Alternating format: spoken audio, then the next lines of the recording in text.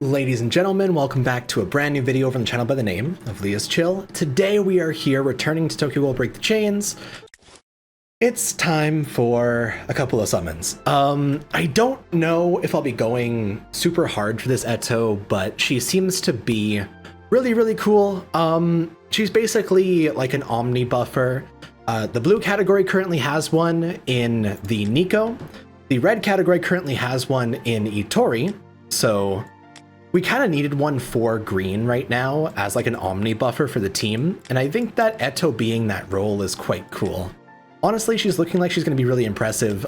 She has that like a follow-up that also gives a ally buff. She has an inherent 12% basic stats to all green characters. She has allied characters with over 80% can only be afflicted by one debuff. Interesting. And power burst grants immunity and loss of control into a week. So she will resist all versions of like weakening pretty much. Not too bad. She's mostly just gonna be here as like an extra battery of damage, but let's see if we can get lucky. Maybe. We did skip the blue last time and it turned out to have a rainbow. It's not happening this time, but it was definitely an idea. I was saying that I was only going to go like one good multi on a lot of these banners, but I think that for Eto we can afford to go a little bit further and pray that this SSR right here is her. Just one though, just one. Always just one. Okay, I'm feeling it. We'll see. We'll really see, but come on. That is her! Yeah! Okay, that's what I'm looking for. That is absolutely what we're looking for. So I actually got a copy of not only the motto on the last banner, but I got Eto and 2 multis. Fuck yeah, dude. That means that I'm now going to have 1,000 going into the next exclusive banner as well, so be able to get at least one guarantee. Fantastic. Legit could not be better. I'm definitely going to be working on her all throughout today to do a showcase soon. I was originally going to do a showcase on Force Challenge between the last motto video and this one, but I recorded it for basically like, it was pretty much like a good 2 hours of just go in, get my ass kicked in a certain way, back out, get my ass kicked in a certain way, get back in, and it was just consistent to the point where I didn't even want to edit that shit. And definitely more so on my end, I just need to try and buckle down again and find a good strat. I did get my premium Kaya up to limit 6 as of 2 days ago, so she'll actually be able to use her passive now on a lot of like those harder content like Force Challenge, and Force Challenge her limit 6 is only for that, so obviously it just works out. I'm gonna refine into one of those, but I think that it's better if I keep the higher quality ones, so I'm probably just going to try and grind up these last ones for later today. Here, for your limits, I actually don't really have the amount to be able to afford any of these. I think that her main priority is going to be her follow-up when she casts an active skill, because it'll basically give like a second omni buff to your entire team. But here, I'm going to activate her bonds and give her a set, and I'll see you guys in 1 second. We'll do a little showcase today. This is pretty much my coma set right now. I am going to just leave it, so my third one isn't going to be re-rolled, so she's not going to look fantastic, but I'm basically just going to be trying to build her full tanky, full defensive, and see kind of how that goes. I did get all of her bonds maxed out right here, so we do get the extra 20% damage taken reduced. So that'll be really nice. She does do extra damage to enemies too, but she's not going to be attacking ever. It also looks like on her 1-star, it's a 1-turn buff for the entire team. On her 2-star, it becomes a 2-turn buff and grants one of the characters that are buffed dodge. And at 3-star, it lasts 3 turns, grants 1 character dodge. And they'll dodge both attacking skills and debuff applying skills. Not only attacking skills, which this one mentions. She's very specific in that way, isn't she? Kind of interesting. Yo, I just noticed something. Take a look at this. In Tokyo Ghoul Dark War, we actually, on the Eto model for the SR version, she didn't have the Kakugan in her right eye. So it's kind of cool to see them actually adapting that in the 3D model here. That was her summon quote. You're looking forward to them dying? Sounds good. Let's kill as many as we can. Let's go ahead and get into a showcase. Wah! Yeah, there's not really a lot of like really solid back row buffers for the green category. I'm trying to think of who has like passives for backup state, and it's pretty much only this guy in the green category, unless I look a little bit deeper. That's really unfortunate, actually. I'm actually debating upgrading Naki right now because my mono skill team needs a backup buffer, and his first 2 limits are using an energy card restores 50% of your lost HP to everybody, and gives an extra penetration rate by an extra 30% whenever he's attacking someone that's of the weak attribute. So whenever he's attacking a blue character. He's giving this to the entire team, and honestly, it might make it so he's one of the better back row buffers for skill at the moment.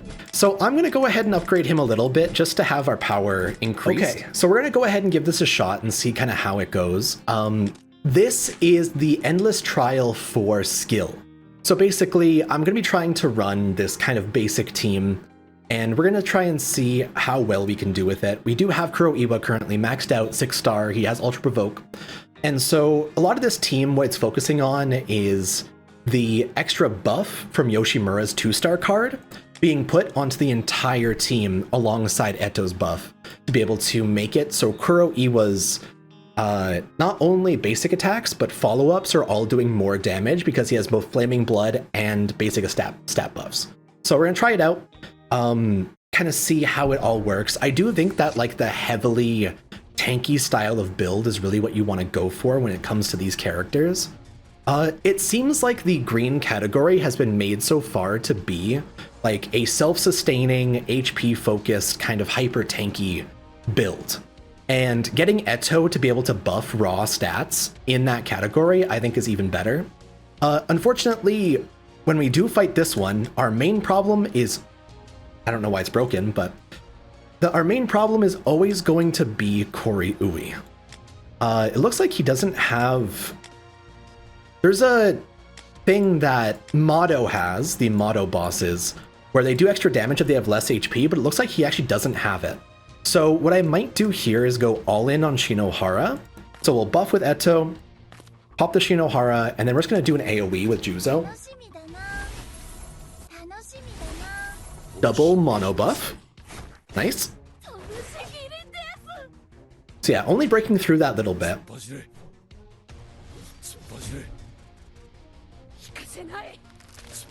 Interesting. You actually could have noticed right there. The Eto 2-star card applied the dodge to my Yoshimura, so you can kind of spot which one has the dodge on them, and they'll lose it after the turn ends. Very interesting. I like that. I'm probably gonna move Kuroiwa over. Pop that. I kind of want to go for the ults, but it's also just as good of a call to go for a second Kuroiwa card. No, double Juzo's the answer, because double Juzo will apply Deathmark before Shinohara dies this turn. I thought he was going to, frankly. Solid follow-up. Now that we have Provoke up, we're pretty much good. Wait, using 2 Ryuko cards in a turn doesn't do anything for you. You only stance up a second time. Oh, here, Jojo posing on me. I probably just do the raw stat buff for everyone. I'm gonna pop the Juzo card. I feel like I do energy and then just alt slam. Yeah, the damage dealt boost I think is actually really solid as well.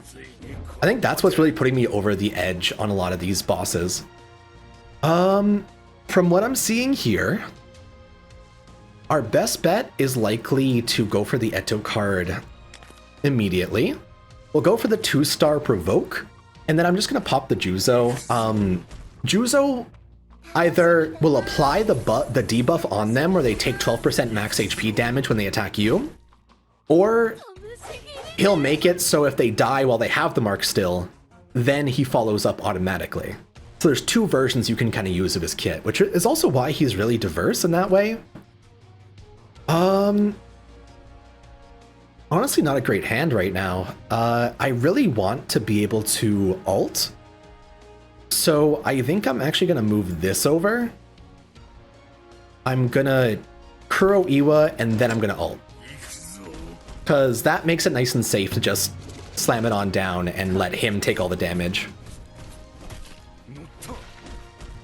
Yeah, I built her tanky, like the Eto, but it seems like they were also focusing her when my provoke wasn't up pretty much. Wonder, so what's your HP? 260, 291, 276, 313. So they do instantly target the lowest HP character on your team, it seems like. So if you were to build her like heavy HP, it actually might be better for her not being targeted. I have to do a little bit more tests with that, but I think that's been consistent with my whole game so far. Either way, Tanoshimi da na. Let's go. It's over. I really like her model, by the way. I don't think there's any way that I could actually get her win pose. Unless I were to kill with the ultimate right after popping the basic stat increase. I think that would gaslight the game into using her win screen. So here, we're gonna do one more fight. We're gonna keep the Naki in the back. I think we're all good for this right now. I am gonna swap to the single target Might of Awaken because its multiplier is higher, so I'll be able to do more damage and try and get that Eto kill. Oh man, I actually really like how she's designed. And the double follow-up feels very satisfying. It maybe not actually be all that great, but... Alright, if Toka Rabbit's attacking twice, that is a lot of weakness damage. I feel like I should probably focus on... Honestly, I should focus on Toka Rabbit. Right now, she's going to double AoE, so I'm going to have 2 break by the end of the turn if she doesn't end up getting taken down as much as she can. Even if I do have my provoke up, she's just going to AoE around it. Oh, wait! The Eto made me dodge her first follow-up. That's so interesting. Juzo? Oh wait, she attacks, so I don't actually get the Juzo follow-up. Okay. But that's interesting. She must be applying it to... grants them 1 dodge from attacking skills for 1 turn. So I originally thought this was granting 1 random character on your team dodge. No, this is giving everyone 1 free dodge on a turn. It's kind of like Blue Roxy from Grand Cross right now, if you guys still play that. That's really strong. And it'll only be 1 dodge, so this 3-star card would be 1 dodge of an attack or a debuff, and then the dodge would be gone. It's not going to let you dodge 1 attack and 1 debuff. So, yeah, just how it works. Either way, we should be all good. Do I just go for the Rize kill? I think Yoshimura kills there. So I'm going to go for Applehead. We're going to go for the 3-star Eto card for next phase, actually. And I think we're safe to just do it up. It's a good thing that we attack with Kuro-Io over there. Juzo's going to slam. She dies, I think. Yeah, she dies, 100%. Okay, can I one-shot Juzo? I don't think I one-shot. So I'm actually gonna do something a bit dumb and just do the 2 hits this turn. Because this will make sure that once Juzo attacks us once, Kuro-Iwa follows up and breaks him. Now he's at less, or he's at just above half HP actually. I think I do Yoshimura, Eto, ultimate. Okay, this should work. This should trick it into using the Eto as the final thing. Come on. It didn't kill. It didn't kill. Oh, it didn't kill. Oh, it didn't kill. Okay. Charge. Charge. Charge.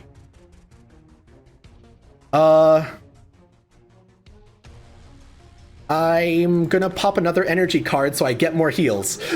Because I know what I'm trying to go for. And I'm determined to get it. Let's see. I think this turn we should be good.